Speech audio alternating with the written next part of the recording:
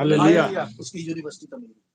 اسرائیل کے اندر، یعنی فزیکلی بحالی کے ساتھ ساتھ روحانی اسپرچولی بحالی بھی روحانی والی شروع ہو گئی۔ اگر آپ کے پاس عبرانی نہ ہو تو یقین کریں یہ بائبل کوئی مائی کا لال سمجھ نہیں سکتا، یہ عبرانی کے بغیر سمجھ نہیں آتا۔ میں ایک ایسا شخص ہوں جو ایک وقت میں یہ سوچ بیٹھا تھا کہ کوئی خدا نہیں ہے، یہ سب فراڈ ہے، لیکن مجھے واپس لانے والی اگر کوئی چیز ہے تو وہ عبرانی ہے۔ بارو ہاشم، عبرانی نے مجھے کہا کہ پتر اے خدا تو کدھر پچھڑیاں مار، ہاللیلویہ، یقین کریں میں اپنے ذہن کو صاف کر بیٹھا، یہ سب فضول ہے، لیکن اس زبان نے مجھے کھینچ کر واپس